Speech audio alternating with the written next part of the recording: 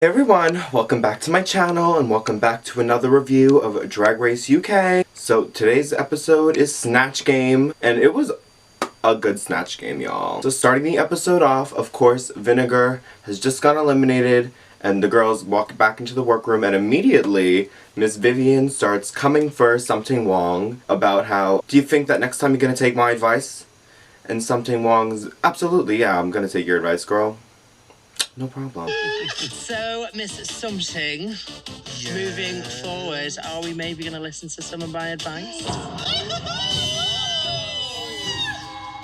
Yeah, 100%. Something Wong starts talking about how it's really hard for her to start taking advice because she's just really set in her ways, and when she gets her mindset on something, she sticks to it. And Vivian is talking about how she needs to start to take her advice because Miss Thing is always right, and let's be real, she is always right. So the next day the girls go back into the workroom, and right away, again, bag of chips, she comes for Cheryl Hole, and she's talking about how do you feel that you've been in the bottom three all 3 weeks so far, girl? Like, are you gonna step it up this time? What are you gonna do? Are you gonna try to be safe at least? Let's see. Cheryl, you're in the bottom three yet again. Lol. That was so harsh. Yet again. Week 4's coming on. Are you going to be in the bottom three yet again? No, because I'm going to prove to you bitches why I'm here and why I'm going to be in the three. saying this every week. And the week before. No, and the week before. And you could see that at this point, like I said last week, that Cheryl always is in, like, her best spirits. She takes all the shit that the other girls throw at her really well. But you could tell that now she's over it. She's here to show the girls what she's made out of. And she kind of did this episode. So RuPaul comes into the workroom and announces that the challenge is, of course, Snatch Game. I'm glad it wasn't some stupid twist kind of Snatch Game like Snatch Game of Love. It was just Snatch Game. Thank God. And we quickly find out that Bag of Chips and Davina actually have the same character picked out, Margaret Thatcher. Obviously, I have no fucking idea who that is. And Bag of Chips is... the way she responds is the way that I would have responded in this situation. I would have said, oh, you're doing her as well? Cool. Let's see who does it better. And I would have just kept doing the same character because no one's ever done that before. And Baga was very persistent. She said, no, I don't even have any other characters. I have no other clothes, no outfits. So I'm being Margaret. If you're Margaret, then there's two Margarets. Cool. I don't see that there can be two Margarets. I don't see that happening. Is that her dress? Bagger? Hey, you love. What am I seeing right The now? leg is not for ton. This is quite awkward. I know, we've got two Thatchers, but at the end of the day, we can both do them and see who does the better job. And Davina backs down and not only gives Bag of Chips the character, but she also gives Baga her outfit and her, like, wig to wear or whatever. Not only that, but she kind of, spoiler alert, gave her the win also. Don't just do Margaret. Take my jacket, take my blouse, because what you've brought looks like fucking shit, mate. And I cannot let somebody go out on stage looking like shit. And Davina will definitely come to regret this decision later in the episode. So Davina decides that she's going to be Julia Child, the queen of French cuisine, which would be a good choice. I'm sure she probably would have been even safer if Milk hadn't already done Julia Child on Snatch Game. The Snatch Game overall, though, was not bad. Like, even the worst people who were probably Crystal, Davina, and Something Wong, I didn't think any of them really bombed, and no one was horrible. Which is actually kind of disappointing because some of the best parts of Snatch Game are like Jiggly Caliente on season 4, just people who completely bomb it. That's sometimes more entertaining than people just flatline. That's always more entertaining than people flatlining like Something Wong did this episode. Sadly. It was also very interesting that 2 of the girls chose to be men because Something Wong was David Attenborough, and which is a bizarre choice, I feel like, I don't know. And Vivian was Donald Trump. And RuPaul didn't even bat an eyelash. No one said anything. So I wonder if maybe that's going to be opening doors. And in the US seasons, more girls will start to be men on Snatch Game. Or hopefully, maybe bring some like AFAB queens to be men on Snatch Game, you know? That'd be lovely. RuPaul comes in to do his walkthrough, and I really, really love his relationship with Blue Hydrangea. He walks to her and isn't immediately like, so who are you for Snatch Game? The first thing he says is, well, that's a cute shirt, I love that. Blue Hydrangea compliments RuPaul's suit, and he, like, pulls the suit open like a shady businessman. But the inside it says, and the rest is drag. And I'm like, oh my god, do all of his suits say that? That is so fucking cute. I love that. The little details, Mom. I really don't understand why RuPaul keeps saying that Blue Hydrangea is flying under the radar. I feel like she's been robbed of being in the top, like, all 3 episodes. That's not... I take that back, obviously. She was in the bottom episode, too. But the first episode, I think she should have been in the top, and I think last episode she should have been at the top also, so I kind of disagree with RuPaul over there. Also, Alan Carr is joining RuPaul for the walkthrough this episode, which is nice. We get to learn and see a little bit more of Alan Carr, because if you're like me and don't live in the UK, you don't really know who Alan Carr is, so it's good to see him and his relationship with the girls. He's funny, he's quirky, he's cool, he's not like corny. He's not corny and awkward, and he doesn't seem like he's trying too hard. I like Alan Carr, and I love, as we know, I love Graham Norton. Tit shrugging? No, we We do tit shrug. Don't just make out we do. Don't make out it's just leave me hanging here, don't we? No, I don't know what you're doing here. Just you, Alan. Going into Snatch Game, the contestants on the Snatch Game itself is Stacey Dooley and Lorraine Kelly, and I don't know who those people are, of course.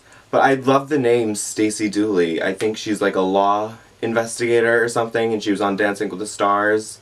And that's why RuPaul made the joke about her having a glow up, because no one liked her. And then when she was on Dancing with the Stars, she like blew up. So, little shady Ru. And like I've been saying, it was a pretty strong Snatch Game. I also noticed it's a little weird that everybody is playing like an old person, except for Cheryl Hole is Gemma Collins, which... Thank God someone was Gemma Collins. I was thinking if there was going to be a fight over who was going to be who, and like more than one person were going to have the same character, it would have been Gemma Collins, because I think she's a really obvious choice.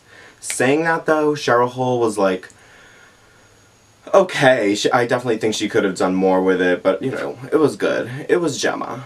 But everyone was old, no one else was young. Even the men were old men, which is interesting.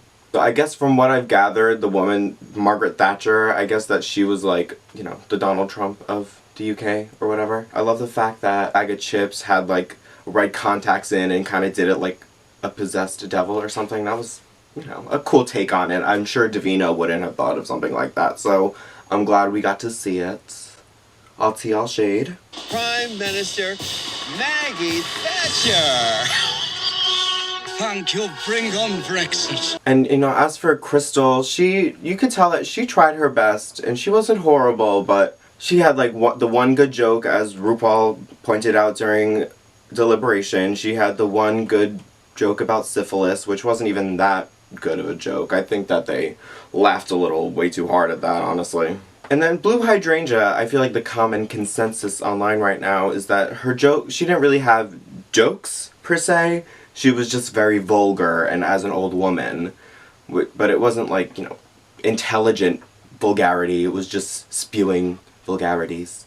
So it wasn't horrible. It was a safe performance, obviously. Like I said, overall, it really was a pretty good Snatch Game. Everybody did well. Everyone was good. No one bombed. And after Snatch Game, of course, the girls go back to the workroom. It's probably the next day, realistically. So the next day, the girls are getting ready for the runway.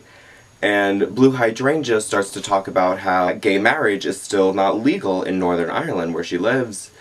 And that her and her partner, I don't want to say boyfriend, because I don't know how they identify, her and her partner, they don't want to get married until it's legal, just to stand in unity of all the other queer people in their country, which I think is beautiful, and it just shows how strong Blue Hydrangea is.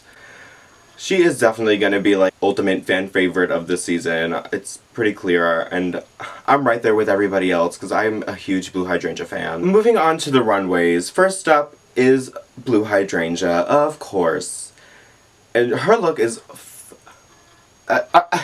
hello. It's incredible. Well... From the neck up is absolutely insane and flawless. The dress, quote-unquote dress itself, is a little basic. It's just a caftan. The way that she accessorized it to make it look like that was like the veins coming out of the eye, and it's so incredible and so well thought out. The fact that she made a mask that is the eyelid and it blinks. Like, who? She is a creative young lady. It was definitely my favorite look of the night, to be honest. Next up was Bag of Chips in her little, what did Michelle call it? Her wetsuit. It was basic. Sorry. It wasn't really too exciting. It wasn't horrible. It was just a jumpsuit with a peplum in like an interesting fabric. Her makeup was, of course, just the little cut-off black thing, which is now, that's the second time we've seen that this season already, and it's probably like the 30th time we've seen it on Drag Race, and I think that kind of makeup is, it's really low effort, it's just boring, I don't like it. At least throw a lash on, girl, like Michelle said. And after Bag of Chips is Cheryl Hole, and I actually really liked Cheryl Hole's look. I loved that ponytail. I want to try doing a style like that kind of like straightened but like frizzy, brushed out curl that's cut into like really strong, hard lines. I don't know. It's really cool. I like it. I want to try doing a hair like that. A hair like that. The idea of people not being able to breathe in the future because we ruined the earth is, it's a little too realistic and too close to home, let's be honest. But it's a good look. I like the tubes and everything. It's cool. Probably her best look so far, honestly. And then Something Wrong. Girl, no comments. Davina DeCampo. There was a lot going on in Davina's look. I didn't really understand it at all. I didn't know if it was supposed to be like an aquatic look or an earthy look. I didn't get the bubbles. I thought that the bubbles looked cool. I don't know what she did that with or how that was made. I doubt she made it, honestly. Maybe, who knows. But I really just didn't get the look at all. It wasn't a bad look, but I didn't get it. Then Crystal came out, and Something Wrong should take a note. If you're gonna wear a leotard, this is how you fucking do it. Her makeup, she had the prosthetics with like the orthodontist braces thing that was covered in her victim's teeth, as she said. Such a strong look, I'm really surprised with Crystal. After watching them Meet the Queens, I did not have high expectations, but she's really killing it. I'm so surprised. I'm so upset that she was in the bottom this episode, but I get why. But yes, even though she was just wearing a leotard, she had like steel strapped onto her, and she took her bedazzled hacksaw. No, it wasn't even a hacksaw. It was like an electric buzzsaw, girl, and was carving away at the steel. It was pretty butch, and it was definitely not something I would have done, that's for sure, but it was really cool, and I enjoyed it. And then last up is Vivienne, and Vivienne's look was, again, like, it was very similar to Davina's. I felt I had similar feelings towards it, so it was a lot. It was kind of a little boring, let's just be honest. No, that's a lie. How could something be a lot but also be boring? That doesn't make sense. It was a lot, and I didn't get it. Michelle's comments about the prosthetic nose from episode 1 clearly got to her, that or she just did a little too much booger sugar. Everything that I said for Davina's look, just apply that to Vivienne's look, because I felt the exact same way about them. When I was watching it, I was like, oh my god, I can't believe that's already the end of the runway. That was so fast. I feel like there's so few people left, but we only started off with 10 girls, and I think that's how it should be, unlike how in season 11 there was like 15 of them, girl. That was too much. We don't need that many of them. So RuPaul says that Blue Hydrangea and Cheryl Hole are safe. I agree with that decision. I thought it was really obvious who was going to be on the bottom, Something Wrong and Crystal or Davina, and it was really obvious that Bag of Chips and Vivienne were in the top. But like I was just saying, there's so few queens this season that we're like already at a point where I'm sad to see anyone go. I'm sad to see the girls in the bottom. I was so upset that Crystal was lip syncing this episode. Although she was the weakest, going into Untucked, Davina DeCampo is really bothered. She's coming for Bag of Chips saying, if you start talking over me again, I'm gonna point it out. She's so tough. Oh, I'm gonna point it out? Wow. I'm scared. Oof, oof, oof. No, but it was good that Davina's asserting herself a little bit more, because she's been kind of like a non-voice in this competition, I feel like. Let's just be honest. She's been fading into the background a little bit, and I'm really surprised, because in the Meet the Queens video, she was like the biggest personality, so I was like, what? She really doesn't have any reason to be that upset, because RuPaul laughed at her jokes on Snatch Game. She didn't do that bad. And on the flip side, Something Wrong and Crystal are so chill. They're like, oh yeah, we're in the bottom. If I lip sync, then I'm fucking lip syncing. Bam.